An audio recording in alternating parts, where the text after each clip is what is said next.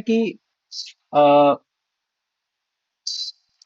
80% को फ्रैक्शन में बदलिए।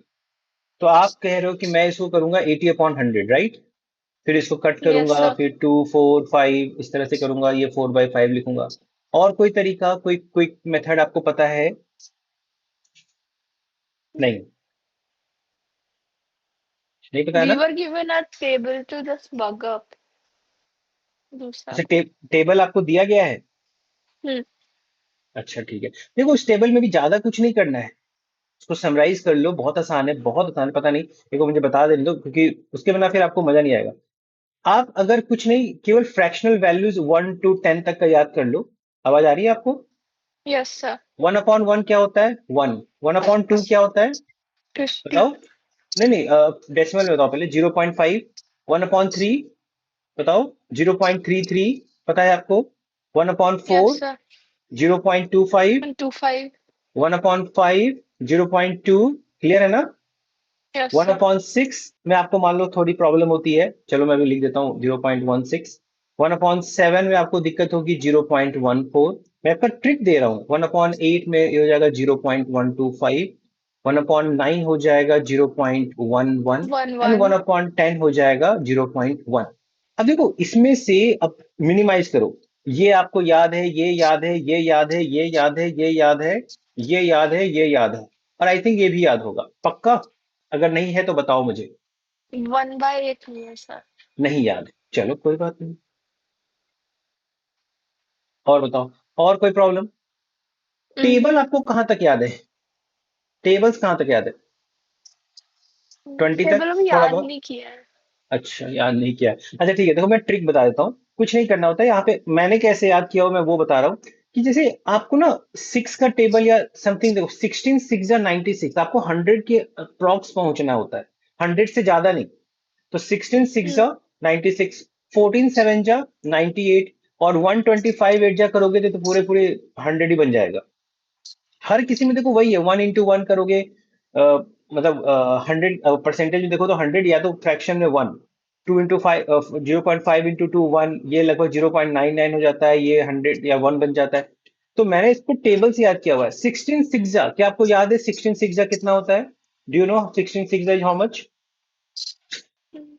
96। टेबल याद नहीं है तो थोड़ी दिक्कत होगी। अगर आपने इतना याद कर लिया, अगर आपने केवल इतना भी याद कर लिया है, कोई आपसे पूछता है कि बताओ 3/8 इज हाउ मच परसेंट, चलो, तो मगअप करने की जरूरत नहीं है, समझ लो। डिवीजन में आपको प्रॉब्लम होती है, लेकिन उसी को अगर आप 3 into 1/8 के फॉर्म में देखो तो आसान हो जाएगा। 1/8 का मुझे फ्रैक्शनल वैल्यू, या अगर मुझे परसेंटेज वैल्यू पता है, जैसे अगर परसेंटेज में क्या हो जाएगा ये चीज, 12.5 100 से मल्टीप्लाई करूंगा तो। अभी देखो मल्टीप्लीकेशन आसान हो गया ना, डिवीजन से ज्यादा आसान है मल्टीप्लीकेशन। तो 12.5 इंटू 3 करोगे तो ये आ जाएगा 37.5, राइट? Yes sir. इजी। इस तरह से, यस सर। जैसे कुछ भी आपसे पूछ, देखो याद कराने के लिए और भी वैल्यूज हैं, बट इतना मैं सोचता हूँ कि बच्चे को बेसिक पता हो, ताकि वो आज से भी अगर पढ़ना शुरू करे तो वहां तक पहुंच जाए। जैसे किसी ने आपसे कहा कि 3/4 इज हाउ मच परसेंट, बताओ। 3/4 will be how much percent? Can you try? 3/4 is how much 3 percent? into 0.25, या 3 into 25। तो कितना हो जाएगा? 75%। या फ्रैक्शन में जाओ तो 0.75। देखो, डिवीजन में मुश्किल है, बट उसी को अगर आप मल्टीप्लीकेशन में कन्वर्ट करो तो आसान है। तो ये अगर आप 1 to 10 तक का भी याद कर लो पहले बेसिक्स में, उसके बाद धीरे धीरे अपने बैंक को बढ़ाते जाओ, 1/11 1/12, तो आपका काम आसान होता जाएगा। ठीक, मैं मान के चल रहा हूं कि आपको आ गया है अब। तो अगर आप देखो फर्स्ट क्वेश्चन, चलिए देखिए क्या कह रहा है। A man distribute 10% of his salary, 12% of his salary, and 18% of his salary into the three children. तो टोटल कितना परसेंट उसने डिस्ट्रीब्यूट कर दिया? ये तो बहुत ही आसान है, इसको तो काउंट किया जा सकता है। कितना? 40% देखो उसने टोटल डिस्ट्रीब्यूट कर चुका है। तो उसके पास लेफ्ट कितना बचा? 60%, 60। राइट? 60% लेफ्ट है। अब इसने तीन बच्चे को दे दिया है, अपने थ्री इंडिविजुअल किड्स को दिया है इसने। ठीक है, तो कितना कितना, अब उन बच्चों ने 25%, दूसरे वाले ने 40%, तीसरे वाले ने 60% जो है उसमें से खर्च कर दिया, स्पेंड कर दिया है। ठीक है, ये इसने उसने स्पेंड कर दिया। क्वेश्चन ये कहता है कि the difference between the total amount left with the children, तो इन तीनों बच्चों के पास मिला के जो बचा हुआ अमाउंट है, left amount, and the left amount with the man, man के पास जितना लेफ्ट है उसका डिफरेंस दिया हुआ है 2286। तो बताइए कि उस पर्सन के पास इनिशियली कितनी सैलरी थी। अब इसमें आप अपने डाउट्स बताओ। पहला डाउट हो सकता है कि आपको क्वेश्चन समझ में नहीं आया, दूसरा डाउट हो सकता है कि आपको क्वेश्चन इनिशिएट करना नहीं आ रहा, तीसरा डाउट हो सकता है कि आपको क्वेश्चन शॉर्टकट में करना नहीं आ रहा, मतलब बहुत टाइम लग रहा है। किस टाइप का प्रॉब्लम है आपको? Sir, I think I tried to do with this method. I took like I first took out like extra 10% and then उसका 25 कितना होगा and then it all became समझ गया मैं। पूरा हाँ, तो hodgepodge. इसका मतलब आप थर्ड कैटेगरी में हो। हाँ, समझ में आ गया। क्वेश्चन समझ में भी आता है, सॉल्व भी करना आता है, लेकिन क्या है कि सिंपल सिंपल कर रहे थे तो कॉम्प्लेक्सिटी में फंस गए, सॉल्व नहीं हो पाया, लास्ट में अंडर प्रेशर टाइम की कमी के कारण गलत ही हो गया वो चीज, है ना। Yes, sir. इस चीज के लिए देखो, एक तरीका तो वो है कि ज्यादा कॉम्प्लेक्स अगर सिचुएशन है तो वो कर सकते हो थोड़ा केयर के साथ। अगर आप उससे बचना चाहते हो तो फिर से मेरे पास जो तरीका है उसको देखो। 10%, 12%, 18%, राइट। 10% का फ्रैक्शनल वैल्यू लिखिए, तो मैंने लिखा इसको 1/10। क्लियर है, इसमें तो कोई डाउट नहीं होगा। Yes, sir. 12% का मैं कैसे लिखूं भाई? 12% का फ्रैक्शनल वैल्यू कैसे लिखूं? तो One मैं, by six into 1/2, अरे नहीं, and we know the. अरे सुनो, मैंने क्या सोचा, मैंने ऐसा सोचा, मैं इसको 3 into 4% ऐसे लिख सकता हूँ ना। और ये तरीके बहुत हो सकते हैं। अब मुझे 4% का फ्रैक्शनल वैल्यू बहुत जल्दी पता है, मुझे पता है ये 1/25 होता है नहीं होता है। Yes, sir. आपको भी पता होगा 4% मतलब 1/25, यहाँ पे 100 से मल्टीप्लाई करोगे 4% बन जाएगा। तो इसका जो फ्रैक्शनल वैल्यू है वो 3/25 है। ठीक है, Yes, sir. उसी तरह से 18% का फ्रैक्शनल वैल्यू निकालो। 18%, अब फिर से सोचूंगा, मुझे जो पता है, तो मैं सोच रहा हूं कि मुझे जैसे 2% मुझे पता है, तो मैं इसको 9 into 2% कर सकता हूँ, है ना। तो मैं इसको कर सकता हूँ 9 into 2%, मतलब 1/50. 1/50, Yes, sir. है ना। तो आप इसको 9/50 फटाक से लिख सकते हो। इसी चीज को थोड़ा जल्दी जल्दी करना होता है, ठीक है। अच्छा, दूसरा जो इनके बच्चों ने किया, एक बच्चे ने 25% स्पेंड कर दिया, इसका फ्रैक्शनल वैल्यू लिखो, कितना होगा ये? 1/4, इसमें तो कोई डाउट नहीं है। Yes, sir. दूसरे बच्चे ने 40% क्या किया? स्पेंड कर दिया। 40% का फ्रैक्शन वैल्यू कैसे निकालू? तो फिर से मैं सोचूंगा, अरे यार 10% का तो मुझे पता है ना, 10% तो मुझे पता है, तो 4 into 10%, और ये हो जाएगा 4, और 10% होता है 1/10। इसको सिंप्लीफाई कर लो, मतलब आप इसको 8 into 5 भी कर सकते हो, 8% का मुझे पता है तो ये मैं लिख रहा हूँ 2/5। ठीक है, Yes, sir. और द थर्ड वन इज 60%। 60% कैसे सोचूं? ये 6 into 10% है, और 10% होता है 1/10, तो 3 और 5, तो ये 3/5 है। क्लियर है? देख लो। Yes, sir. अब इतना करने के बाद आपको क्या सोचना चाहिए? आप देखो, यहाँ फ्रैक्शन से मुझे बचना है। मेन प्रॉब्लम क्या है ना, आपका फ्रैक्शन आएगा, नहीं तो आप एक्स के टर्म्स में भी कर सकते हो, 100 के टर्म्स में भी कर सकते हो। क्वेश्चन में वैसे कोई ज्यादा कंसेप्ट नहीं है कि बहुत हाई कंसेप्ट लगा हुआ है, बस ये कैलकुलेशन में आपको ट्रैप कर रहेगा। तो हमको कैलकुलेशन में ही सिंपलीफिकेशन रखना है। तो आप क्या करो कि जो टोटल जो सैलरी है उस बंदे की, हाँ, पता नहीं इस टाइप का मेथड आपको पता है कि नहीं, पहले मैं एक्सप्लेन करता हूँ, फिर आप अपने डाउट्स पूछना। देखो, इनके जो डिनोमिनेटर्स हैं 10, 25 और 50, इनका एलसीएम क्या होगा? क्या आप बता सकते हो इनका एलसीएम क्या होगा क्विकली? 50 होगा ऑब्वियसली। Yes, sir. इनका एलसीएम क्या होगा इनके डिनोमिनेटर का? 4 into 5, 20. 20, है ना। अगर मैं इन दोनों का फिर से एलसीएम ले लूं, क्या होगा? 1000। Yes, sir. अगर मैं 1000 Can लेके it be 100? सॉरी, 100 होगा, 100 होगा। ठीक से Like, देखो। can it be 100? Like 50। 50 into 2 अच्छा अच्छा and 20 into 5. अच्छा अच्छा अच्छा। नहीं, सीधे से मल्टीप्लाई कर लो। अगर अगर मल्टीप्लाई कर लूं मैं, तो कितना हो जाएगा? 1000। Yes, sir. एलसीएम छोड़ो, एलसीएम तो 50 और 20 कितना, 100 हो जाएगा। सही बात है। मैं सीधे मल्टीप्लाई कर रहा हूँ मान लो। ठीक है। इससे होगा क्या? देखो, आप जब भी किसी नंबर से मल्टीप्लाई करोगे ना, 1/4, 2/5 जब भी निकालोगे, अगर मैं 1000 लेके चल रहा हूं, तो श्योर है कि हर नंबर यहाँ पे आपको पूरा पूरा इंटीग्रल फॉर्म ही देगा। क्या इस चीज को समझ पा रहे हो आप? What is the integral form? Integral form मतलब फ्रैक्शनल नहीं मिलेगा आपको, सब पूरे पूरे इंटीजर्स में मिलेंगे सब कुछ। है ना? Okay, क्योंकि sir. जब भी आप जैसे निकालोगे, जैसे अब मैं यहाँ पे डिकोड करूंगा कि क्या क्या हो रहा था। तो मान लिया है मैंने कि जो टोटल सैलरी थी वो 1000 था। राइट? Yes, ठीक है। sir. तो उसने 10% दे दिया एक बच्चे को। मान ली बच्चा ए है, ये बच्चा उसका बी है और सी है। तो ए को कितना दिया? तो 1000 का 1/10 मतलब 100 दिया उसको। तुरंत निकल गया। है ना? Yes, 1000 sir. का 1/25, 3/25 करोगे तो 25 4 जा 140, ये 120 दे दिया। आ रही बात समझ में? 50 Yes, से इसको sir. डिवाइड करोगे तो 50 टू 20, 20 इंटू 9 180। दिख रहा है 180. आपको? ये इतना ए बी सी को तुरंत मिल गया। अच्छा, हमने ये भी निकाला था कि 40% दिया था, इसमें से 40% उसने डिस्ट्रीब्यूट किया था, मतलब टोटल 400। आप देख लो इन तीनों का सम 400 होगा। ये 100, 120 और 180 का सम 400 होगा। तो उसके सेविंग कितनी थी? 60%. तो उसकी जो सेविंग थी वो 600 था। 600. पक्का? लेकिन अभी तक कुछ हमको परेशानी नहीं हुई। मैं आराम से अपना कैलकुलेशन कर रहा हूँ। इतना कुछ समझाने के लिए थोड़ा टाइम लग रहा है, बट अगर आप समझ जाओगे तो खुद भी जल्दी जल्दी कर सकते हो। ठीक है। अब क्या करो? अब ये 1/4 जो है उसने खर्च कर दिया। किसका 1/4? किसका? इस 100. 100 का जो उसको मिला था। 25 तो rupees. 25 उसने खर्च कर दिया भाई। अच्छा, तो बचा कितना? 75। ये भी क्लियर हो गया।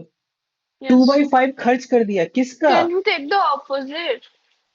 हाँ, डायरेक्ट Like भी कर सकते हो। 120 into हाँ। 60%. क्या क्या? Like here, instead of 40, you can take हाँ 60% हाँ, बिल्कुल directly. बिल्कुल बिल्कुल बिल्कुल कर सकते हो। देखो ना, कुछ नहीं करना। 2/5 अगर ये बचाया, खर्च किया है, तो 3/5 To 3 इसने by खर्च किया 5. होगा। बचाया होगा, सॉरी। है ना? ये Yes, three by sir. Five अगर इसने खर्च किया है, तो 2/5 इसने बचाया होगा। आप इस तरह फ्रैक्शन का ये फायदा है कि आपको फटाफट दिख रहा होगा सब कुछ। तो 3/5 निकाल लो भाई। 120 का 3/5 निकाल लीजिए। देखो, 5 से 120 24 टाइम्स में इजीली कट जाएगा। थोड़ा बहुत तो कैलकुलेशन फास्ट करना पड़ेगा, है ना? प्रैक्टिस करनी पड़ेगी। ठीक है। Yes, तो sir. 20 72. 24 3 जा 72 आ गया। उसी तरह से 2/5, 180 का 2/5 निकालो। अब ये 36 टाइम कट जाता है। 36 2 जा 72। क्लियर? तो टोटल कितनी सेविंग हुई तीनों की, जोड़ लो सर। 224 549 और सर 219। देखो, इतना रुपया इनके पास टोटल सेव है, और इसके पास, मैन के पास इतना रुपया सेव है। दोनों का डिफरेंस निकालो जरा। डिफरेंस निकालिए। 381. 600, 381। क्लियर है? देख लो, कैलकुलेशन Yes, सही होना sir. चाहिए। मैं आपके ऊपर सब छोड़ रहा हूँ कैलकुलेशन। ठीक है। तो अब आप यहां से लिखोगे कि भाई, मेरा जो 381 यूनिट है, according to me, according to my calculation, 321 unit जो है वो रिप्रेजेंट करता है, कितना दिया हुआ यहाँ पे? 2286। तो मैं लिखूंगा कि मेरा जो 381 यूनिट है वो 2286 रुपीज को रिप्रेजेंट करता है। राइट? कोई डाउट है आपको? तो No, एक sir. यूनिट कितने को रिप्रेजेंट करेगा? Quickly division 2286 divided by 381. Try कर सकते हो कितनी बार कटेगा। आप अंदाज लगाओ तो 6 टाइम ही कटेगा, क्योंकि यहाँ पे यूनिट प्लेस से 1 है, यहाँ पे 6 है। अगर आप यूनिट प्लेस से सोचो तो आप डायरेक्ट 6 टाइम में करके सोचो, मल्टीप्लाई करो मन में। 1 6 जा 6, 6 8 जा 48, 8 कैरी 4, 6 3 जा 18 plus 4 22। Yes, this is divisible by 6। मतलब एक यूनिट, आपका एक यूनिट माना हुआ, एक्चुअल में वो 6 रुपीज को रिप्रेजेंट करता है। राइट? ठीक है। Yes, sir. और हमें क्या निकालना था? क्या निकालना था कि उसके पास इनिशियली टोटल कितनी सैलरी थी? तो हमने टोटल सैलरी कितनी मानी थी? 1000 मानी थी, है ना? तो एक यूनिट अगर मेरा 6 रुपीज के बराबर है, तो 1000 यूनिट 6000 के बराबर नहीं हो जाएगा? Yes, sir. अब बताओ, इसमें मैंने कहीं ऐसा कुछ हार्ड एंड फास्ट कैलकुलेशन में तो नहीं फंस पाया, मैं बच गया मैं? Yes, sir. कोई डाउट है तो पूछिए। इस टाइप के क्वेश्चंस किए हो, इस तरह से यूनिट के अकॉर्डिंग की ये इतना यूनिट है, ऐसा है, ऐसा है, इस तरह से किए हो कभी क्वेश्चन? Hmm. Lower classes में unitary method में. अरे यूनिटरी मेथड वो नहीं, हाँ वो तो अंत में, ये लास्ट में तो यूनिटरी मेथड पे आ गए, वो तो ठीक है। बट रेशियो को या परसेंटेज को इस तरह से यूनिट मेथड पे लाके, कि आप अपने कंफर्टेबल यूनिट मान के अपने कंफर्टेबल कैलकुलेशन में करके वापस चेंज कर देते हैं, इस टाइप के अप्रोच किए हो अपने बेसिक प्रैक्टिस में? No, sir. तो आपको इसीलिए यहाँ पे थोड़ी सी दिक्कत हुई, नहीं तो आप भी ऐसे सोच सकते थे। चलो कोई नहीं, कहो तो एक दो क्वेश्चन इस टाइप के और करा दो। अभी इसमें कोई डाउट है? No, sir. मैं मन कर रहा वो कल का एक और कंसेप्ट बताने का, जो आपने मुझसे बोला था कि एक्स, कोई कोई नंबर है जो एक्स परसेंट से चेंज हुआ, फिर ये वाई परसेंट से चेंज हो गया, तो ओवरऑल चेंज निकालने का आपने एक फॉर्मूला बताया था मुझे, याद है? Yes, sir. कोई नंबर है, मान लीजिए एक्स कोई नंबर है, इसको पहले मैंने 20% से बढ़ाया, फिर मैंने इसको 10% से घटा दिया, तो बताइए जो फाइनल परसेंटेज चेंज होगा वो कितना होगा? This the first question. चलो ट्राई करो पहले इसको। 20% will be 1/5, hmm. and then 10% will be 1/10।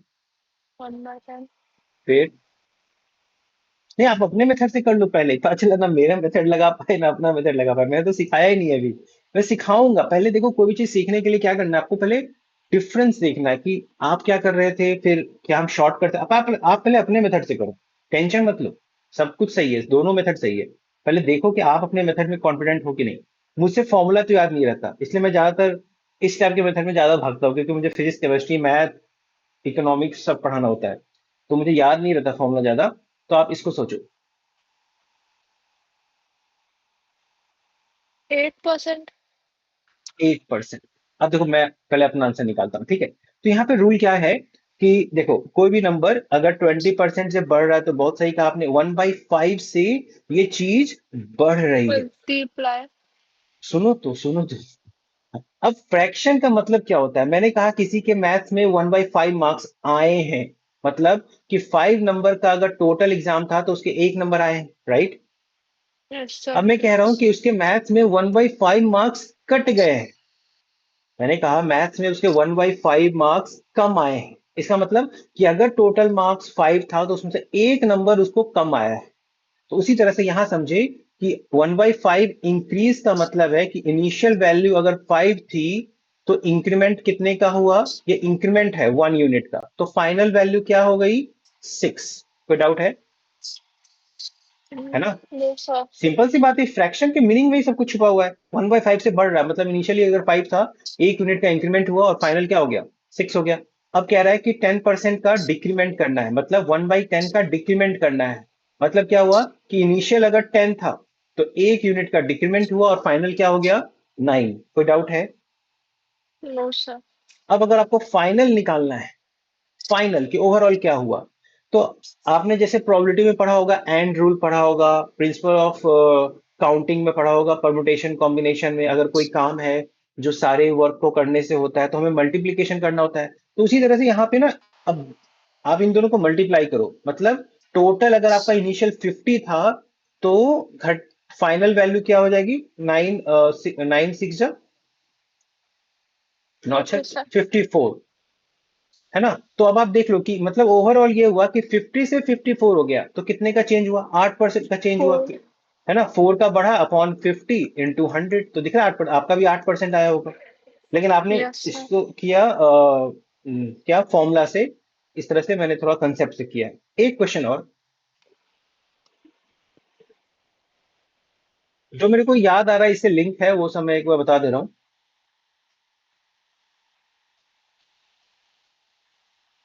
एक अच्छा, आपने अक्सर सुना होगा मार्केटिंग में कोई आइटम है, कोई आइटम है, उस पे ऑफर लगा हुआ है, 50% का पहले डिस्काउंट मिला और फिर से उस पे 50% का डिस्काउंट मिला, मतलब 50% प्लस 50% का डिस्काउंट मिला। तो नेट डिस्काउंट कितने का मिला? तो इसको भी आप अपने फॉर्मूले से भी कर सकते हो और इस मेथड से भी कर सकते हो। ठीक है, समझ में आया? मत जैसे 50% मतलब 1/2 का डिस्काउंट मिला, Will it be मतलब 75%? पता नहीं, चेक कर लो। टू पर अगर है ना, अक्सर देखो पहले के जमाने में ये बहुत चलता था एमबीए वालों का दिमाग, 50% प्लस 50% ऑफ, मतलब कितना, 100% हो गया? नहीं, इसका Mm-hmm. 50 है ना, 50% का मतलब है ना 1/2 का ऑफ हो गया, मतलब इनिशियली टू था, वन का कम हो गया, वन हो गया। फिर से 50% ऑफ का मतलब टू था, वन हो गया, वन हो गया, तो इनिशियली कितना हो गया, फोर, और फाइनली कितना हो गया, वन। तो कितने का डिक्रीमेंट हुआ, थ्री का, तो थ्री का डिक्रीमेंट हो गया, इनिशियली फोर इंटू हंड्रेड, हाँ जी, 75% करेक्ट है। ठीक है। Because if we take 100 decrease by 50%, then 50 will be left, then 50% it will be 25, 50 plus 25, okay, हाँ 75%. हाँ, आप मैनुअली अब देखो क्वेश्चन ऐसे नहीं पूछेगा ना, ये तुम्हें ऐसे पूछ देगा कि पहले 80% का डिस्काउंट दिया, फिर 20% का डिस्काउंट दिया, है ना? या आपको ऐसे करेगा, देखो 16 2/3% का डिस्काउंट दिया, फिर 11 and 1/9% का डिस्काउंट दिया। अब बताओ, अब यहाँ पे देखो, आप सब कुछ करके भी फंस जाओगे, सब कुछ आते हुए भी आप यहाँ पे फॉर्मूला लगाने में फंसोगे। चलो इसी क्वेश्चन को करके देखो। मैंने क्या किया, एक बार उसको इतने का डिस्काउंट दिया, फिर एक बार इतने का और डिस्काउंट दिया, ओवरऑल कितना डिस्काउंट दिया, बता सकते हो?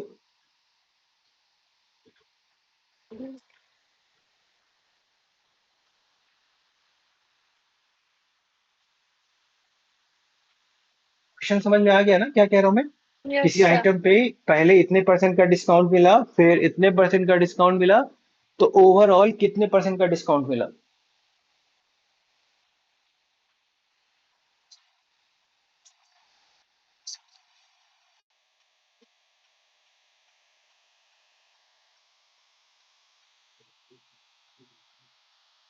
फॉर्मूला लगा रहे हो क्या? Mm, it's नहीं taking time. हाँ हाँ, वही मैं कह रहा हूँ, मत लगाना फॉर्मूला, मतलब टाइम बचाना है, हमें डिस्कस करना है। तो इतना तो क्लियर है कि यहाँ पे सर फॉर्मूला से बात नहीं बनेगी, है ना? लगा बना भी लोगे तो मतलब बहुत ज्यादा टाइम लग जाएगा आपका, है या नहीं? अरे मानते हो या नहीं मानते हो? मतलब मैं पहले एग्री Mm, कराता हूँ बच्चे को, कोई भी चीज मतलब आपको अगर खाओगे कब, जब आपको भूख लगेगी, आपको लगेगा कि नहीं नहीं मेरा मेथड ही ठीक है, मेरा फॉर्मूला ही ठीक है, तो आप कभी नहीं सीखोगे इस मेथड को, जब तक कि उस मेथड का ड्रॉबैक ना आपको समझ में आए। तो उस मेथड का ड्रॉबैक यही है, और ये क्वेश्चन सेटर जानता है कि मैक्सिमम बच्चे फॉर्मूला यूज करते हैं, और वो आपको डाटा ही ऐसा देगा कि आप नहीं लगा पाओ। ठीक है, तो हम यहाँ पे क्या yes, करेंगे, sir. अपने वाले मेथड पे आ जाओ। 16 2/3% का परसेंट फ्रैक्शनल वैल्यू क्या होता है? तो ये 16% किसका था, ये 1/6 का होता है। देखो मैंने आपको लिस्ट जो भी दिखाया था, ये 1/6 का, 16.2/3 परसेंटेज में इसका और चलता है 16.6666, ऐसे चलता रहता है ना, 1666 ऐसे, तो इसी का परसेंटेज करोगे तो 16.66% इस तरह से चलता है, यानी कि 16 2/3% ये हो जाता है। आई बात समझ में? मत और ये जो 1/, मैंने उधर क्या लिखा था अभी, 11%, ये 1/9 का परसेंटेज वैल्यू है। 1/9 का देखो मैंने यहाँ पे लिखा था ना, 0.11.11 ऐसे ऐसे चलता रहता है, 0.111111 इस तरह से चलता रहता है। तो ये 1/9 जो है, 1/9 का क्या है, परसेंटेज है। तो यानी कि पहले नंबर को 1/6 से घटाया गया, फिर उसको 1/9 से घटाया गया। अब तो आसान हो गया क्वेश्चन, मतलब इनिशियली अगर मेरा सिक्स था, एक घटा और ये फाइव हो गया, बाद में फिर नाइन था, एक घटा और एट हो गया, तो ये आप मल्टीप्लाई कर लो, नाइन 6 सिक्स into 9. 54, और ये आठ पच्चीस 40, तो कितने का डिक्रीज हुआ देख लो। आई थिंक 14 का डिक्रीज हो गया ना, 14. 14/54 into 100, जो भी आ जाए फिर कर लो, इस तरह से समझ में आई बात? Yes, sir. ओके, तो फर्स्ट क्वेश्चन क्लियर है। Yes, sir. सेकंड क्वेश्चन पढ़ो जरा एक बार। इसी क्वेश्चन के लिए कह रहा था, आपने जो पहले मोबाइल में भेजा था ना मुझे इमेज, तो अभी भी देखो, इसमें फर्स्ट पार्ट है तो सेकंड पार्ट नहीं है, उसमें सेकंड पार्ट था तो फर्स्ट पार्ट नहीं था, इसके ऑप्शंस नहीं है यहाँ पे, ठीक है। In this, I think the screenshot I did not take because the solution was even on the side, like it will be 56p. अच्छा ठीक है, हाँ ठीक है। क्वेश्चन पढ़ो पहले, क्वेश्चन आपको याद है क्या है, एक बार पढ़ लीजिए।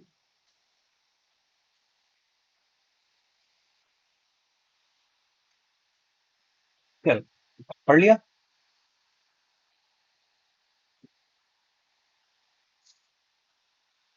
Yes, sir.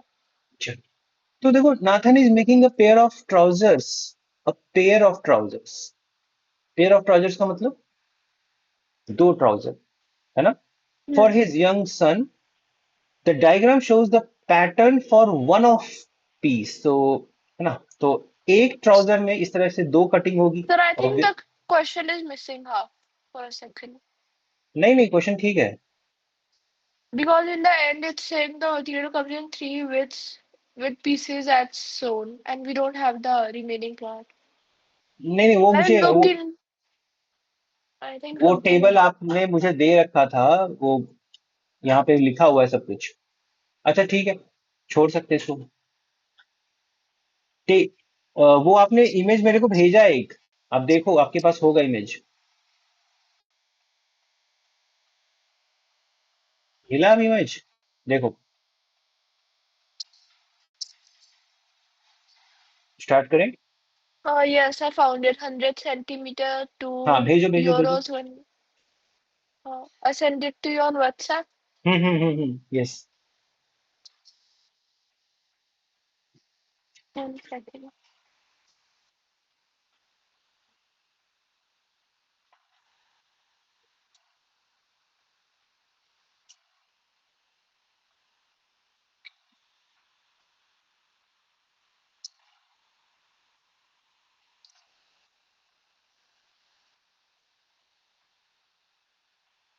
हम्म, मिल गया, थैंक यू। तो देखिए, सबसे पहले पेयर ऑफ ट्राउजर्स का मतलब आपको दो ट्राउजर बनाने हैं। एक ट्राउजर में दो लेग ये हो गए, और इसी तरह से और दो चाहिए होंगे, है ना। सबसे पहले तो ये समझो, दो इस तरह से, Like और four आप pair. फोर पेयर नहीं, ये Like what is four of them? हाँ, ये एक हुआ, ये एक ट्राउजर हुआ, ये दूसरा ट्राउजर हुआ, है ना, ये सब छोटी छोटी चीजों पे वो आपको मतलब ट्रैप करते हैं। ये एक ट्राउजर हुआ, और ये दूसरा ट्राउजर हुआ, अ पेयर ऑफ ट्राउजर्स, ठीक है। या पेयर ऑफ शूज नहीं है, पेयर ऑफ शूज में तो फिर दो ही हो गए। इन पेयर ऑफ ट्राउजर्स बोला, ट्राउजर के ये दो लेग्स हैं, leg one and leg Yes, two, sir. And this is the leg one and this is the leg two, तो ये हुआ ना पेयर ऑफ ट्राउजर्स, मेरे को जो समझ में आता है। Yes. हम लोग डिस्कस कर रहे हैं, है ना। ऐसा कुछ मत समझना कि मैं सब जानता हूँ और आपको कुछ नहीं, आप आराम से डिस्कस करो। मैं थोड़ा जल्दी जल्दी इसलिए कर रहा हूँ कि टाइम कम है मेरे पास, ठीक है। तो ये T1 हो गया ट्राउजर वन, ये हो गया trouser two, pair of trouser है, इस तरह से फोर कटिंग चाहिए। अब जैसा कि आपने लिस्ट में दिया हुआ है कि मेरे पास है, यहाँ पे विथ लिखा हुआ है और यहाँ पे प्राइस लिखा हुआ है, और मुझसे पूछा गया है, for simplicity he assumes that he will need a 15 centimeter into 38 centimeter rectangle for each piece। तो उसने मान लिया है कि 15 और 15 बाई 38 का उसको पूरा पूरा एक रेक्टेंगुलर शेप चाहिए। विथ लिखा हुआ है 100 सेंटीमीटर, 120 सेंटीमीटर एंड 160 सेंटीमीटर। की जो प्राइस है ये 2 पॉइंट्स है, ये 2.20 है, ये 2.80 है, पर मीटर की बात कर रहे हैं। अच्छा, दूसरा कंसेप्ट यहाँ पे है, कभी कपड़े का खरीदारी करने गए हो, कभी कपड़ा खरीदने गए हो, फैब्रिक, है ना, Mm. तो गए हो खरीदने कभी। Yes, sir. पक्का, ड्रेस नहीं बोल रहा हूँ, फैब्रिक बोल रहा हूँ, ड्रेस और रॉ फैब्रिक में फर्क है।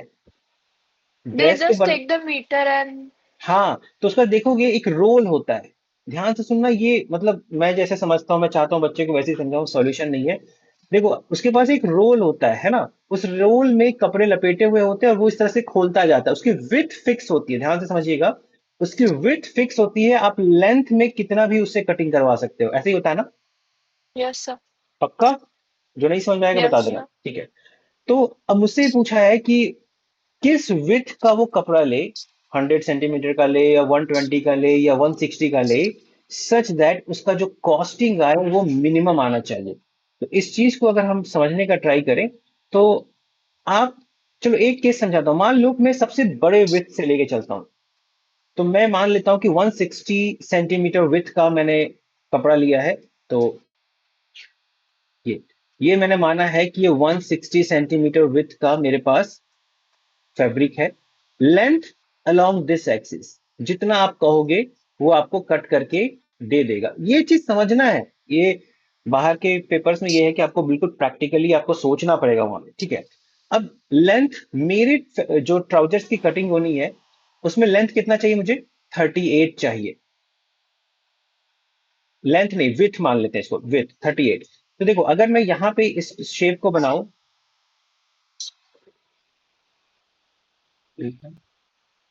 हाँ,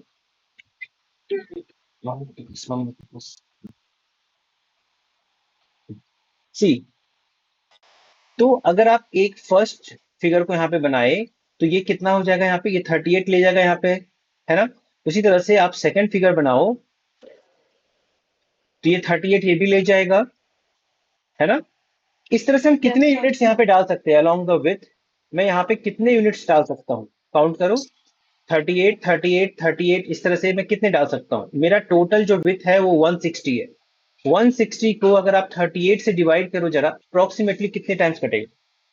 इसको अगर रफली 40 भी मान लो, 40 भी मान लो अगर, तो भी ये 4 टाइम्स कट रहा है, देखो। अगर आप समझ पा रहे हो या नहीं?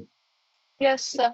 आपको 38 की रिक्वायरमेंट थी, मैं तो यहाँ पे 40 मान के चल रहा हूँ। 40 के भी हिसाब से यहाँ पे 4 ट्राउजर्स की कटिंग तो यहाँ पे हो ही जाएगी, ठीक है। Yes, sir. 4 ट्राउजर्स यहाँ पे कट आपका इस तरह से इजिली हो जाएगा। अब आपको लेंथ कितने की जरूरत पड़ेगी? लेंथ कितना मैं ले लूंगा? 15 सेंटीमीटर। मैं ये लेंथ लूंगा 15 सेंटीमीटर, यानी कि अगर मैं 160 सेंटीमीटर विथ का कपड़ा लूं तो मुझे केवल और केवल 15 सेंटीमीटर की लेंथ की जरूरत पड़ेगी। लेकिन आपके स्टेटमेंट में दिया हुआ था शायद कि आप केवल 10 के मल्टीपल में ही खरीद सकते हो, ऐसे 15 मीटर कट करके नहीं देगा। तो आपको कितना खरीदना पड़ेगा? 20 सेंटीमीटर खरीदना पड़ेगा। देख लो आपके में शायद दिया हुआ है ना। हाँ, मटेरियल में be bought in lengths which are exact multiple of 10 centimetre. तो आपको यहाँ पे 20 सेंटीमीटर यहाँ पे फैब्रिक खरीदना पड़ेगा। तो देखो आपको दिया हुआ है कि 100 मीटर, 1 मीटर मतलब 100 सेंटीमीटर का प्राइस दिया हुआ है 2.80 पाउंड्स, राइट।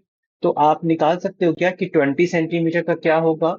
ये यहाँ पे देखो डिवाइड बाई 5 हो गया, है ना। तो यहाँ भी डिवाइड बाई 5 कर लो, 2.8 डिवाइड बाई 5 करिए, बताओ कितना आ रहा है?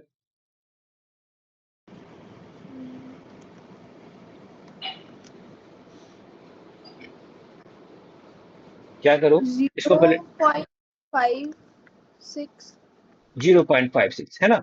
अब जस्ट कंपैरिजन करने के लिए हम क्या करते हैं, अब एक बार 120 सेंटीमीटर का लेते हैं।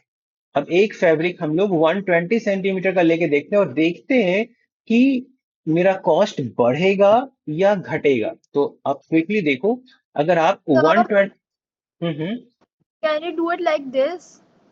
Like we like 38 centimeter is fixed, but if we take all the like four four pieces, then it's 15 into 460. So we need hmm, like 60 and 38. So if we see like the total area we need, it's around 280, and 280 is only divisible by 120 here, like fully. अच्छा, आप इसी की तरह जो इसने explanation दिया उसकी तरह सोच रहे हो आप? No, I did not see the explanation. अच्छा, एक बार फिर से एक्सप्लेन करो जरा। Like 38 is fixed for all the trousers हाँ in हाँ, length. ठीक है। But we know like 15 is for the waist, so and we know we have to make four of them. So 15 into four, we will have 60. And if we see the total area we need, it's 60 into 38, which will be okay, around 2280. Okay, And 2280, if we try to divide by 160, 120, or 100, it's only divisible by 120 here. नहीं नहीं, Everyone else is giving नहीं नहीं, 180. तो वो तो ठीक है, divisibility की तो यहाँ बात ही नहीं हो रही, बात है यहाँ पे कॉस्टिंग की। आपने कहा कि आपने टोटल एरिया निकाल लिया, है ना। टोटल एरिया आपने निकाला 38 ये, और 15, है ना। ये आपको 15 15 का ये चार आपने ले लिया, तो 15 इंटू 4 कर लिया 60। आपने यहाँ पे 38 इंटू 60 कर लिया, राइट? फिर आपने Yes. इसको सबसे डिवाइड करके देख लिया, यही कर रहे हो ना? फिर Yes, नियरेस्ट sir. डिविजिबल कौन सा है? बट आप खुद सोचो एक बार, इसमें कॉस्टिंग की बात आपने कहाँ से सोची? आपने तो बस टोटल एरिया निकाल लिया और देख लिया कौन डिविजिबल है। इससे आपको लगता है कि मिनिमम कॉस्ट की गारंटी आपको मिलती है कहीं पे? जस्ट डिस्कस कर रहा हूं मैं। ये आप सोच पा No, रहे हो sir. कि इस मेथड में आपने जो सोचा है उसमें आपको मिनिमम कॉस्ट ही मिलेगा? डिविजिबिलिटी होने से क्या मिनिमम कॉस्ट हो जाता है? पता चलता है आपको? नहीं Sir, ना? but then it will, I think, reduce all other options because we have to have exact multiple of 10. हाँ तो आप, आप ये सोच रहे हो कि आगे में बेस्ट, आपके हिसाब से फिर आंसर क्या होगा? 160? Like if क्या? we have 120, 1 second, निकालो जरा आंसर, पहले आंसर तो सही आना चाहिए। it's 120 into 19 meter. आप निकालिए कॉस्ट आराम से, कोई नहीं। आपके हिसाब से टोटल कॉस्ट कितना आना चाहिए? यहाँ पे देखो चार्ज रेस्ट रेट लिस्ट लिखा हुआ है, आराम से करिए, कोई दिक्कत नहीं है। ये अच्छा क्वेश्चन है।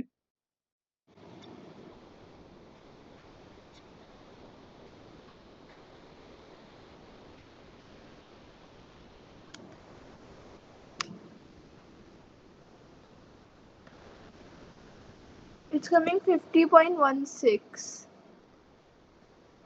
50.16 तो आपके ऑप्शन में नहीं है? Uh-huh. है ऑप्शन में? No, sir. पक्का? और कोई देख लो तो। ये तो मतलब जो मैं कह रहा था, मतलब सही कह रहा था कि उस तरह से आपको मिनिमम कॉस्ट का ऐसा कुछ नहीं दिखेगा। अच्छा, इसके भी एक्सप्लेनेशन को आप अगर देखो तो इसमें भी कुछ बड़ा सा अच्छा सा एक्सप्लेनेशन नहीं दिया। मैं भी पढ़ रहा था each section round up to, इसने क्या किया कि राउंड कर लिया इसने, क्योंकि 10 के मल्टीपल में ही चाहिए इसको, तो 15 को इसने 20 बना लिया और 38 को इसने 40 बना लिया। ठीक है, बट ये देखो, और ऐसे ऐसे आपको चार पीसेस चाहिए, मैंने आपको एक्सप्लेन किया, तो इंटू चार कर लिया तो ये कितना हो गया? 4 2 8, 800, as 4 pieces are needed, 160 this.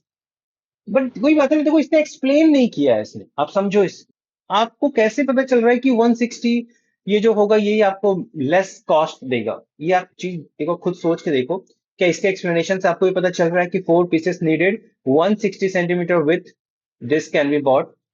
ये आप अगर समझ पा रहे हो तो ठीक है, बट उसी को मैं समझा रहा था बेसिकली कि 160 में कैसे आपको मिनिमम होगा, मैं करके दिखाया बेसिकली वो चीज।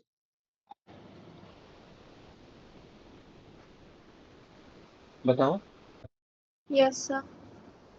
मैं उसको प्रैक्टिकली करके दिखाया कि विथ कपड़े ऐसे कटते हैं और आप यहाँ पे 4 यूनिट आराम से इसी के विथ में आ जाएगा, क्योंकि यहाँ पे टोटल आपके पास 160 सेंटीमीटर अवेलेबल है, और आपकी जो रिक्वायरमेंट है वो तो बहुत ही कम है 38 के हिसाब से, तो ये भी हो जाएगा। और इधर आपको केवल 20 सेंटीमीटर ही खरीदने की जरूरत पड़ेगी, क्योंकि 15 का है Yes, sir. लेकिन आप 15, है ना? तो यहां से एक बार कॉस्ट निकाल लो कि इसके लिए 20 सेंटीमीटर का कॉस्ट क्या होगा, और एक बार आपको वेरिफिकेशन करने के लिए 120 आपको दिखेगा यहाँ पे कि ये ज्यादा कॉस्टिंग ले जाएगा आपका। ठीक है। Yes, sir. This question,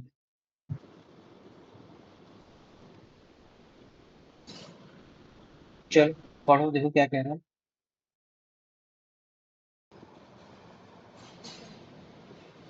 in March 20 people voted for position of chair of a committee. They were There were three potential candidates, Andrew, this. So I will write only A, J, and R. Total 20 persons थे. In April, 11 of these changed their vote. ये मार्च की बात है, मार्च में उन्होंने 20 peoples ने vote किया, और अप्रैल में 11 पर्सन्स ने अपने वोट को चेंज कर दिया है। 3 persons change their vote from Andrew to James, तो 3 persons जो थे एंड्रयू से जेम्स में चले गए। 2 people change their vote from James to Roger. James to Roger, here to here, 2 persons. 5% change their vote from Andrew to Roser.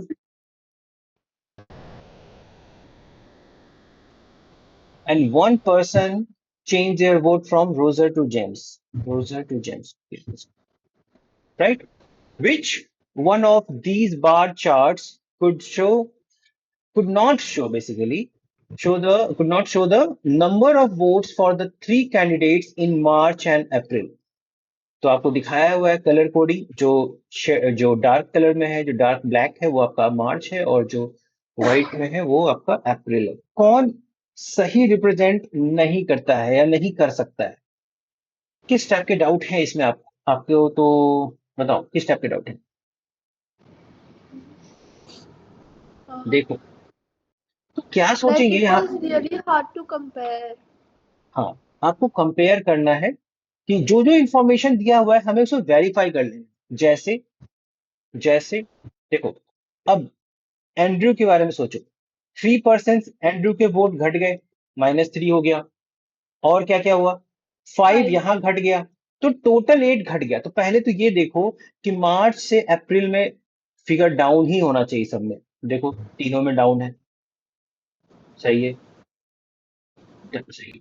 कितना down है ये भी देखो। आपको तो ऑप्शन एलिमिनेट करना है, तो आप एक एक ऑप्शन को ही चेक कर लो। तो मेरे को चाहिए 8 यूनिट का डाउन चाहिए। अगर यहाँ पे मुझे वैल्यू 10 दिखाई गई है और इसमें से मैं 8 यूनिट अगर सब्सट्रैक्ट कर दूं तो यहाँ पे 2 होना चाहिए। अब देखो ये प्रॉब्लम है इस क्वेश्चन में कि स्केलिंग क्या है ये यहाँ पे पता नहीं चल रहा है। समझ आ रही बात? ये 2 लू मैं इसको 1 लू पता नहीं चल रहा मुझे। लेकिन फिर भी अगर आप रफली सोचो तो ये अराउंड हाफ के बराबर है, 0 से 5 का आधा है, तो ये हो सकता है। ठीक है, 8 यूनिट का आपको डिक्रीज दिख रहा है। आप समझ Yes. रहे हो इस चीज को? बट फिर भी एक प्रॉब्लम है, थोड़ा सा इसको स्केलिंग और अच्छा देना चाहिए था। सेकंड वाले में देखो, यहाँ पे अभी कितना मानूं मैं इसको? 10 मान लो, ये इसको 12 मान लो, या 11 मान लो, और ये 11 में से 8 जाएगा 3। हाँ, ये 3 के आसपास है, ये भी ठीक है। मैं समझ रहा हूँ मैं क्या कर रहा हूँ, पहले एंड्रयू को ही चेक कर जा रहा हूँ। क्या पता उसी से मेरे को ऑप्शन एलिमिनेट हो जाए, क्या पता उससे ही मैं अपने ऑप्शन को पिक कर पाऊं, मेरे को बाकी की जरूरत ही ना पड़े। यहाँ देखो, ये 10 था, और आई थिंक ये भी मिडिल है, ये 2 तक होगा, तो ये भी ठीक है। ये आपका अगर मैं 11 मानूं तो ये आपका अप्रोक्सीमेटली 3 के आसपास ही दिख रहा है, 3-4 तक दिख रहा होगा मुझे। यही है ना, स्केलिंग प्रॉपर नहीं है। यहाँ देखो जरा, ये कितना कह रहा है? ये एक 9 ले लेते हैं, और ये 1 ले लेते हैं। ये तो ठीक दिख रहा है, यहाँ पे देखो ये ठीक है ना? अब दूसरे को चेक करो, एंड्रयू का तो चेक कर लिया, जेम्स का चेक करो। जेम्स James में has a 2% -2 of यहाँ पे हुआ, और यहाँ पे ये +1 भी हुआ है। तो ओवरऑल आपका जेम्स के लिए -1 होना चाहिए, मतलब ज्यादा का uh, फर्क नहीं। he has gotten 3 from 8. हाँ सॉरी, +3 भी तो हुआ है। हाँ, प्लस Plus थ्री भी 3 तो, minus 2 plus will three be left. हाँ +2 हो जाएगा ये, सॉरी ये +2 हो जाएगा। +3 +1 4 -2 +2 हो जाएगा। Very good. तो अब देखो +2 यहाँ पे तो दिख रहा है, ये 5 है, और ये अप्रोक्सीमेटली 5 दिख रहा है। बट देखो इसमें यही प्रॉब्लम है, स्केलिंग प्रॉपर नहीं है, इस कारण से थोड़ा बहुत दिक्कत हो सकती है। अदरवाइज यही इसमें देखना है। यहाँ पे कितना मालूम है? 052 मान लो। क्या? It is also like 2-ish only. 4 मान लो, ठीक ही है। देखो आपने जो आंसर दिया पहले उसको देखते हैं। इसमें ये कितना हो सकता है? ये हो सकता है आपका 7, है ना? और So ये the green one is the correct answer. The one with a small red cross is my answer. अच्छा, Even previously. अच्छा आपने ये वाला आंसर किया था। तो आई थिंक आपको यही प्रॉब्लम रहा होगा कि इसमें स्केलिंग प्रॉपर नहीं है, आपको हर चीज एज्यूम करना पड़ रहा है ना, कि ये इतना रहा होगा। और ये सही बात है, on the paper, on the in the examination basically ये किसी को भी डाउट करे यार मैं सही सोच रहा हूँ कि नहीं, क्योंकि स्केलिंग प्रॉपर नहीं दिया हुआ है। यही डाउट रहा होगा आई थिंक। बाकी तो ये कोई भी बच्चा सोच सकता है कि ऐसे ऐसे चेंज हो रहा है। Yes, sir. अच्छा, मैं नीचे कुछ क्वेश्चंस देख रहा था। ये देखो जरा, क्वेश्चन नंबर 10।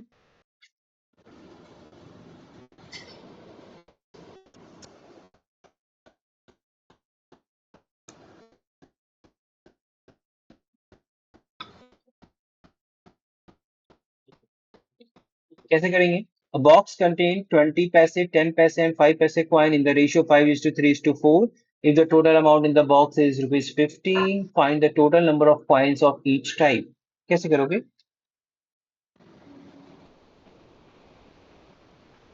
ये हो पाया था या नहीं हो पाया था? नहीं सर। अच्छा ठीक है। अभी आप सोचो फ्रेश कैसे करेंगे? Like 5x 3x 4x। शाबाश, बहुत बढ़िया। पहला चीज तो आपने बिल्कुल सही कहा। हम मान लेते हैं कि 20 पैसे के जो कॉइन्स थे वो 5x है, और 10 पैसे के जो कॉइन्स हैं वो 3x है, और जो 5 पैसे के जो कॉइन है वो आपके 4x है। तो इसकी मॉनेटरी वैल्यू कितनी हो जाएगी? 20 पैसे का रुपीज में कन्वर्ट करने के लिए क्या करना होगा? 0.2। इनटू, हाँ, 0.2। 20 पैसा मतलब कितने रुपए? 20 पैसा मतलब 20/100, यानी कि 1/5, दैट इज 0.2। उसी तरह से इसका टोटल मॉनेटरी वैल्यू कितनी हो 0.1। जाएगी? 0.1। इसकी मॉनेटरी वैल्यू कितनी हो जाएगी? 4x। 5/100 कर लो तो ये हो जाएगा 0.05। इन सब का ऐड करो, यानी कि 0.2 into 5x this, plus 0.1 into thrice of x, plus 0.05 into 4x should be equals to 15 और नॉट। सॉल्व कर सकते हो, आई थिंक कोई बहुत बड़ा तो ऐसा कैलकुलेशन नहीं होगा। यस बताओ, सर। करोगे अभी या बाद में कर लोगे? I can do this later on. Okay, very good. Next question पढ़ो, question 5।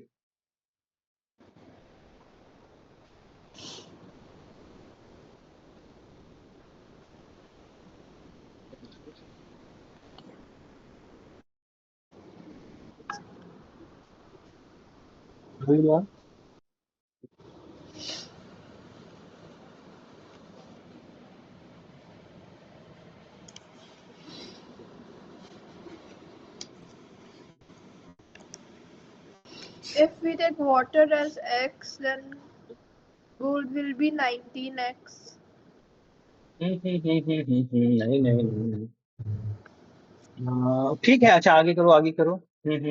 And then copper will be 9x. फिर And we have to x plus 19x plus 9x is equal to चलो, एक से 15.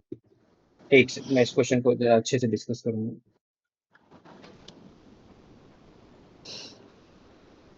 चलिए, पहले आपके मेथड से solve करते हैं, है ना, फिर बाद में इसका प्रॉपर मेथड बताऊंगा। तो क्वेश्चन ये कहता है gold is 19 times as heavier as water. मतलब ध्यान से, मतलब गोल्ड और वाटर का अगर मैं डेंसिटी लिख रहा हूं, मतलब है ना, ये रो गोल्ड अपॉन रो वाटर अगर मैं लिखूं तो ये 19/1, राइट? सही लिखा है मैंने? उसी तरह से copper is 9 times as heavier, मतलब रो कॉपर अगर लिखूं और रो वाटर लिखूं तो ये रेशियो 9 आ रहा है। तो क्या मैं, पहला क्वेश्चन जो जानना चाहता हूं, क्या मैं रो गोल्ड, सॉरी, क्या मैं रो गोल्ड, गोल्ड का फॉर्मूला पता है, सिंबल? AU? शाबाश, आप पीसीएम के स्टूडेंट हो ना?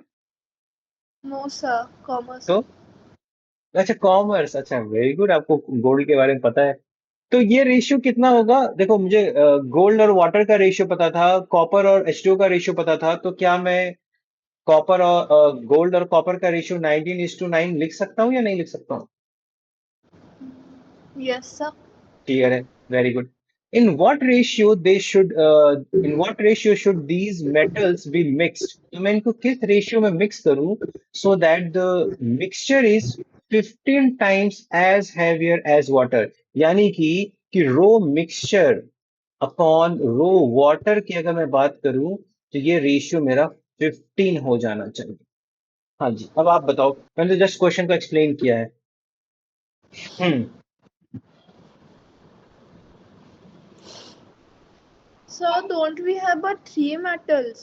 So how can there be ratio of only 2 items? Sorry, please repeat your doubt. So we have to mix 3 metals into the solution like gold, how? water and No, copper. no, no, no, no, no, no, no. That's why I have explained this question completely. Please, again, understand the question first. All the things, all the metals and mixtures are just compared with the water. They are not mixed with water. See, gold is 19 times as heavier as water. They are not mixed, they're just compared. That's why I've written in mathematical form also to give you better explanation. Similarly, the copper is 9 times as heavier as water. Okay, fine. In what ratio should these metals now, as you Is told to that you are a commerce student, so tell me, in the first line you have the three things: gold, copper, and water. So out of these three, who are the metals? Only gold and copper, gold. not water. So how and why you are thinking that you have to mix all the three? Right? So we have to mix only gold and water such that the mixture, which mixture? The mixture of gold and copper should be 15 times as heavier as water. It means the density of mixture to density of water, the ratio should be 15 is to 1. Now, have you understood it? The question part Yeah. only. I'll explain. The first doubt is clear that you don't have to mix all the three. You have to mix only So gold and now we yeah. can do it by allegation and mixtures, right? Yes, yes, that's why I was saying that it has a separate method. That is the allegation method. So now we can attempt your allegation method.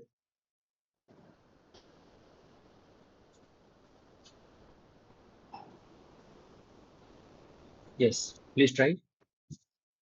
Will it be 3:2?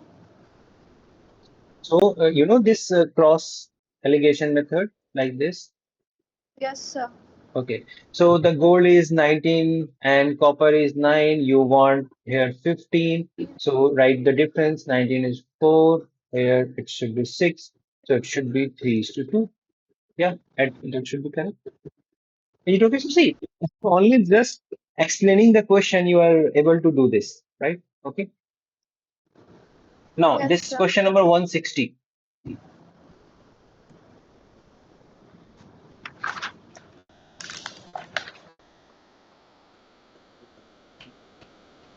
Question number 160. Have you any idea? Just give your response first. For this question, I saw the solution, but I did not even understand it. Okay, wait.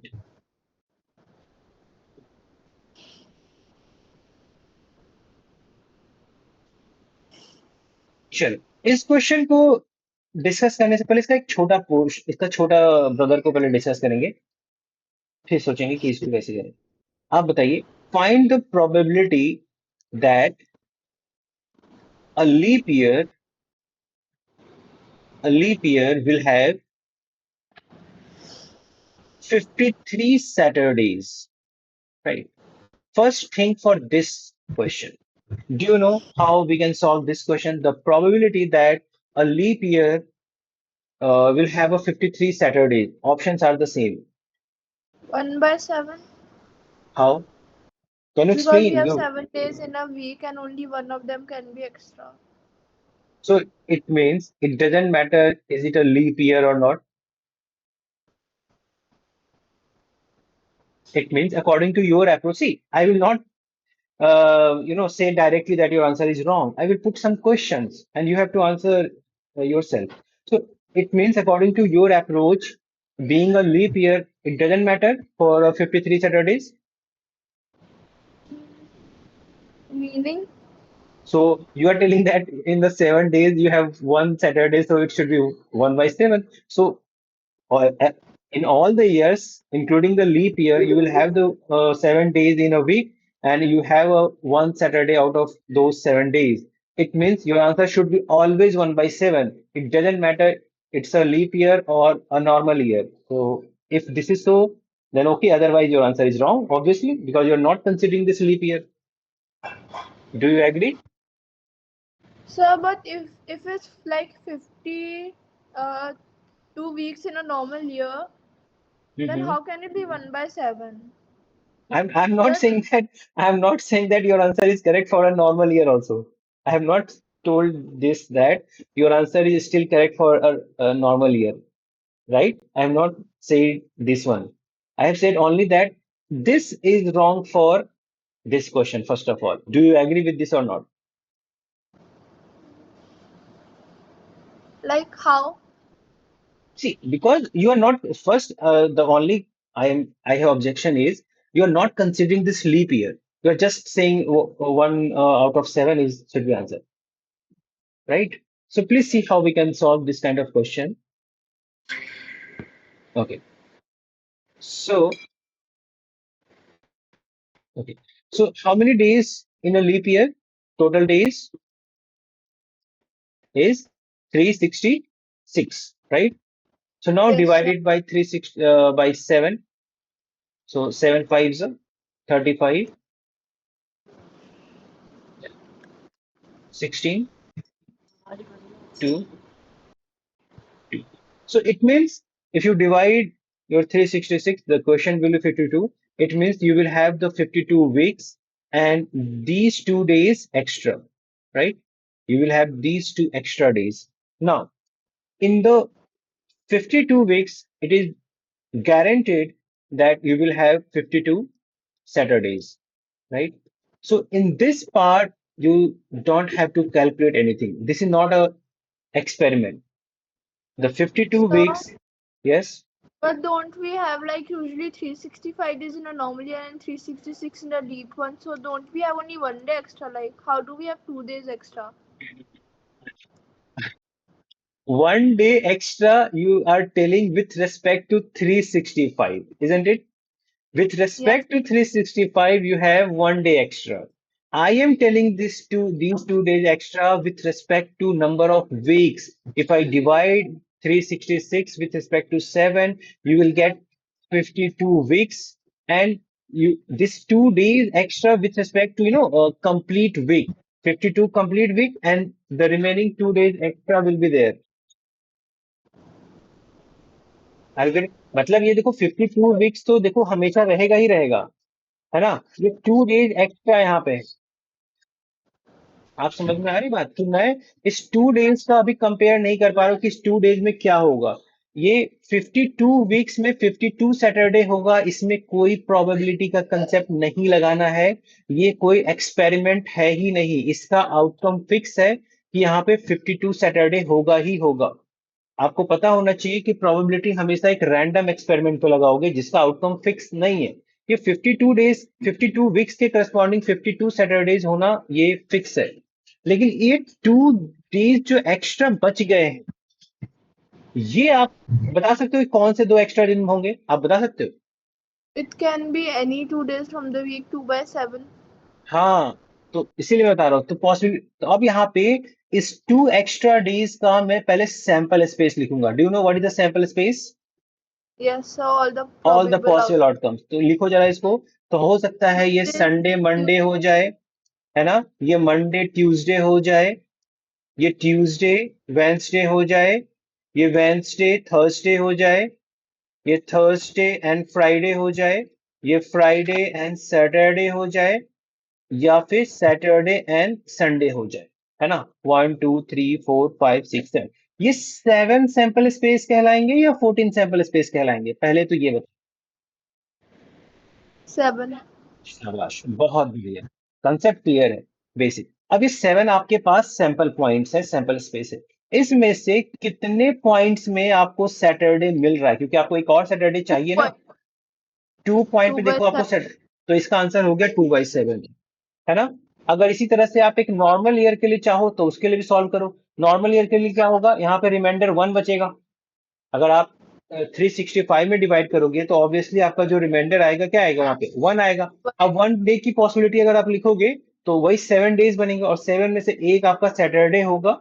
एक ही होगा ना Saturday एक दिन में, एक week, जो all possible cases लिखोगे एक दिन का, Yes. तो 7, तो उसका आंसर हो जाएगा 1/7। आई बात समझ में? Yes, sir. अब बात आती है इसकी। अब देखो सब कुछ वही है, लीप ईयर है, सब कुछ वही है, सैंपल स्पेस अभी भी वही है। अब लेकिन आपका जो रिक्वायरमेंट है वो बदल गया है। आप 53 फ्राइडे भी लेने के लिए तैयार हो, या आप 53 सैटरडे लेने के लिए तैयार हो। यानी कि मेरे सैंपल स्पेस में ये भी आएगा, ये भी आएगा, और ये भी आएगा। बताओ, इसके अलावा और कोई केस बन रहा है फ्राइडे या सैटरडे का? It will be 3/7. Obviously it should be 3/7, option B, please check it. आई बात समझ में? Yes, sir. In the answer also, the only confusion I had was like, why is it like 3/7 and like 2 days there and not one day there in a leap year? देखो, आप देखो, वही तो आपने देखो डिफरेंस देखा होगा। मैं जब किसी क्वेश्चन को एक्सप्लेन करता हूँ ना, तो बिल्कुल उसके इन आउट एवरीवेयर, चाहे उसमें जितना भी टाइम लग जाए, जब तक उसका पूरा बच्चे को फील ना आए, वो मतलब एक्सप्लेनेशन वैसे बीच में नहीं छोड़ूंगा मैं, है ना। आप उसके बाद कोई भी डाउट हो आप पूछो, है ना। तो ये चीज मैं समझता हूँ कि आंसर इंपॉर्टेंट नहीं, आंसर तो बहुत जगह मिल जाएगा आपको, लेकिन प्रॉपर एक्सप्लेनेशन देने के लिए कई बार ना मुझे भी सोचना पड़ता है कि अच्छा इसमें क्या दूं, उसमें क्या बोलूं जो बच्चे को समझ में आ जाए। ठीक है, अब तो कोई डाउट नहीं है। No, sir. अच्छा, तो जो रिमेनिंग क्वेश्चन है उसको फिर हम लोग देखते हैं अगले क्लास में, और ठीक है।